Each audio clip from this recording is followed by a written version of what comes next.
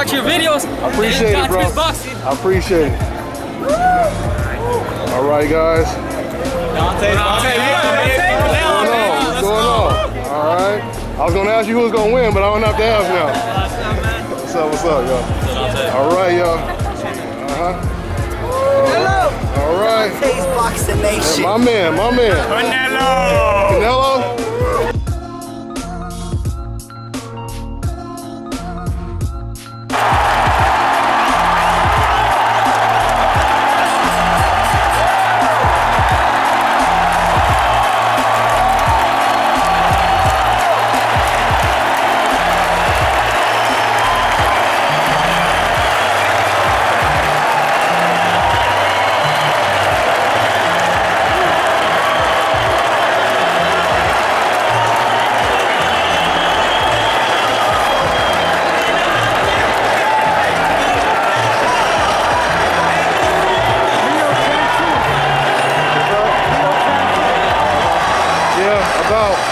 Pretty much. Yeah, you could give Mares about 2 rounds if you've been generous. All right, it's on now. Okay, so first let's talk about the fight I covered in June. Robert the Ghost Guerrero against Aaron Martinez. There were probably 2,000 people in the stands. Fast forward, July, August, September, 2.5 months later, close to a sold-out Staples Center. 13,109 people. Mexican Americans. Majority, I would say 95% of the crowd, if you exclude the workers and media, was probably Mexican American or some form of Latino descent. And I just want to first of all say, like, as the quote goes, thank you, Al Heyman. Not only for this, but just bringing boxing back. I haven't had a big fight in LA that I was excited about in a long time from fighters that are actually from Los Angeles. And I was just elated. People were telling me, why was I excited about 2 guys that weigh 126 pounds? Well, we found out why. I mean, Leo Santa Cruz put up a hell of a performance. Abner Mares put up a hell of a performance. But about the fight, I picked Leo to win. And the reason why I picked Leo to win, because 3 years ago, I saw him maybe on the Floyd Mayweather undercard, and I thought something was special about him. You know, I thought he was like going to be like that long, rangy type of boxer, not necessarily a puncher, but a volume boxer. And I picked him a few years ago, and not picked, but I liked him a few years ago, and I just went off of that gut instinct. And once again, Dante, I picked another correct fight. Only fight I've missed was Hulk, the Marco Hulk fight. That's the only fight I've missed on PBC, I believe. You know what I mean? And good record. But Leo Santa Cruz was just a little bit too long. Abner Mares came in with the Mike Tyson effect, but it's hard to sustain that Mike Tyson effect for 12 rounds. You know, I don't care how much you weigh, or how strong you are, how much you condition. If you throw 1,000 punches, he threw 980 punches. If you throw 980 punches, Dante, and you're moving forward, I mean, you're a robot. God didn't make you. You know, some chemist did. You know, and he couldn't sustain that for 12 rounds. And Leo Santa Cruz got smart around round 4. He said, you know what? I'm gonna throw these short punches when we get inside. I don't care if they land. I just want you to know that I'm engaged with the fight with you. And once the ref break us, I'm going to stand behind the stiff jab, and even necessarily stand behind the stiff jab, but I'm going to throw something that has to make you reload and backpedal 2 or 3 feet, because Abner Mares knew he couldn't fight from distance, so he had to regain his balance and feint, and then charge in, throw something, whether he lands or not. Yep. He had to feint, throw, and hope that he lands something. But Leo Santa Cruz impressed the hell out of me. Like everyone else, I didn't know who the hell Leo Santa Cruz was, but I believed in him. But I didn't know, but I just thought that he had some magic in him 3 years ago, and I was hoping that it reigned true today. But what's next for Leo Santa Cruz? Gary Russell, probably not going to happen. Leo Santa Cruz, if there's 13,000, I don't have to tell Al Heyman what to do. I don't have to tell Sam Watson what to do. If there were 13,109 people at Staples Center, why would you put him in against a Gary Russell for one fight? Because it's too much of a risk of him losing. it is a risk of him losing, but I'm thinking of money. I'm thinking of everyone winning. Like, from a business standpoint, he should fight another Latin guy that's from Texas, New Mexico, Utah, wherever on the Western Peninsula, and get 13,000 people in here again. Keep that gravy train rolling. Keep the gravy train rolling. And then Gary Russell wins 2 more fights. Leo Santa Cruz wins another fight. Get the crowd anxious, get the fans anxious, get the novice fans excited about it. And then you bring in a Gary Russell, a Lomachenko, a Rigondeaux. But maybe these guys have maybe fought each other in the time being, and you fight the winner of that. It's kind of like what Floyd Mayweather does, you know? He lets everybody go fight each other, then he say, okay, you're ready. I pick you, I'm fighting you. Not that Leo Santa Cruz is in the same mention as Floyd Mayweather, but you know, when you have a fighter like him, he doesn't have the frame where he can be in wars, multiple wars. Like throughout the fight today, I was like, if his body holds up, he's gonna win the fight, because this was a physical ass fight, Dante. Abner Mares knew after he got hit with the jab maybe 3, 4, 5, 6 times, he realized, I don't give a fuck what my corner's holding. It's no way in hell I can win this fight standing on the outside and trying to counter this guy, because one, after he jabs me, I can't see what I'm punching anyway. So he got tired of that, and he just was the bull rush. But Leo Santa Cruz, I know and I think he stole about 2,000 or 3,000 of Abner fans tonight. Right. You know, it was. Because when he got to the top of the ropes, it was well more boos and cheers. At the beginning of the fight, it was like, Abner. I was... Oh, that's how you... I thought it seemed like it was way more cheers for Leo. I thought it was more boo at the beginning. Really? Oh, I thought it was more boos. I thought it was more Abner Mares, but I could be wrong. Maybe because I picked the Leo, I wanted people to view him as the underdog, but... Yeah. Well, I gotta say this, Fred, since you brought it up.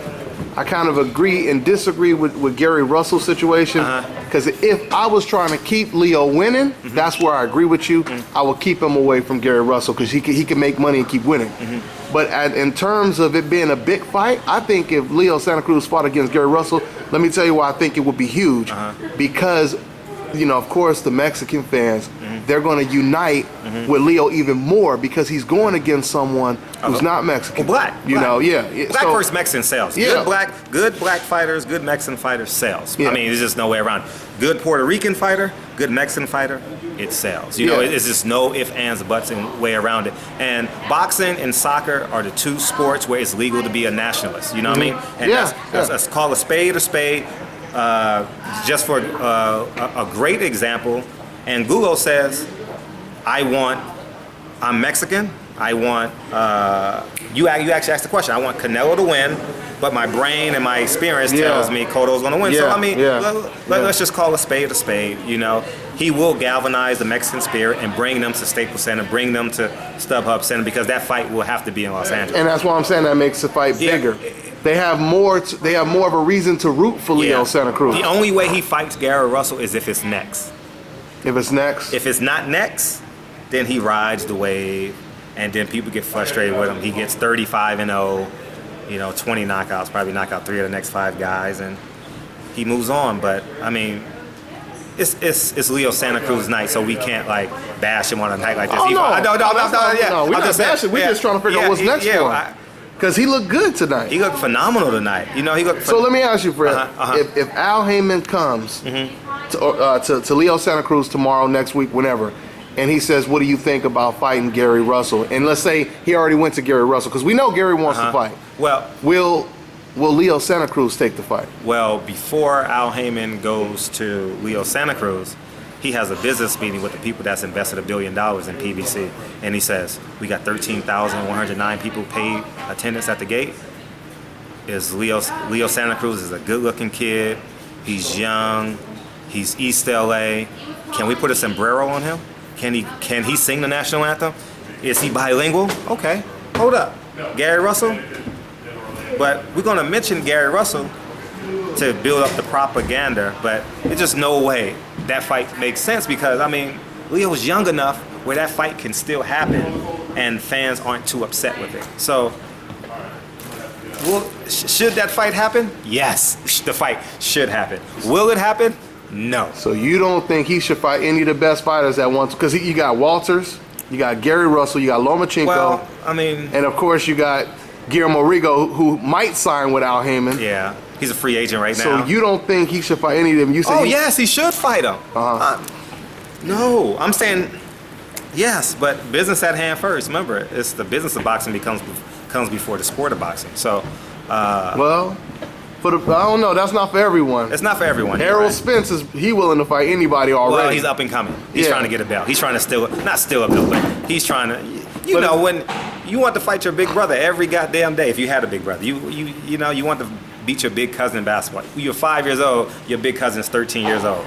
You know what I mean? So, Leo Santa Cruz is a good boxer. Who does he fight next? Obviously, it should be Gary Russell because he can't fight anyone in top rank. He can't fight anyone in Golden Boy. He only can fight free agent. So we forget about Carl Frampton, Selby, Scott Quigg, Carl Frampton. I like to see those fights too. Those are some of the best fighters. Yeah, but Carl Frampton needs a couple more fights in America. You know what I mean? Like he doesn't have a home yet in Los Angeles. As a matter of fact, they're trying to make what Donaire and Quigg right now, and I believe, right? Donaire would be a hell of a fight. Yeah, for Leo Santa Cruz. That would be because.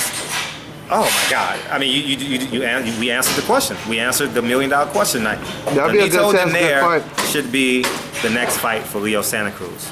1, because it makes a lot of money. 2, it makes a lot of sense. 3, it slows down the train of Gary Russell or him fighting an athletic, let's just say black fighter. Let's just say Maringo. I'm getting excited, so I'm saying his name wrong. But the Cuban fighter, everyone knows who he is. Lomachenko, obviously, is not black. But Gary Russell's and Nicholas Walters, too. So, I mean... it's a tough division right now, man. It's a tough division. I mean, now we get into the question, who's better, 147 or 126? You know what I mean? So, but obviously 147 brings in the most money right now.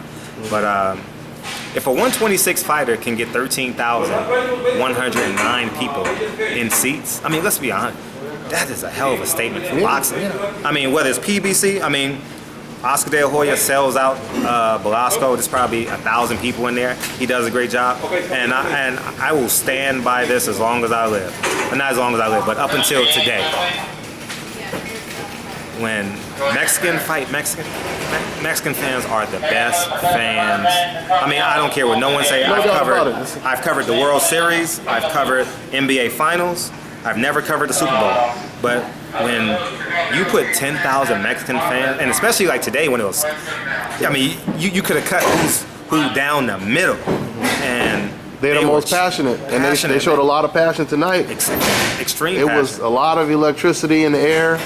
I can't wait for the next Mexican on Mexican fight like this, 50-50 down the line. I genuinely can't wait. But Leo Santa Cruz showed a lot of mettle. I mean, showed a lot of toughness. It's hard to be a boxer when you have no umbrella. You get what I'm saying? Abner Mares was just coming with everything. He tried to bully him. He tried to counter him. He tried to tackle him. He tried to low blow him. He tried to headbutt him. I mean, when you have no umbrella and you're 2 miles away from home, you got to walk. Leo Santa Cruz did it. Yeah, you know what I mean? He tried to dive in, like you said. He did everything possible. And then when he got in close, then he would have to tie up because he was worried about the incoming. Yeah, you're right. So and Abner Mares said he was trying to change up. He wasn't trying to change up. He was trying to find a way to win. Yeah. You know, and he tried. I mean, I would say he switched up at least 3 times. He only thing he didn't do was go softball. You know, you know what I mean?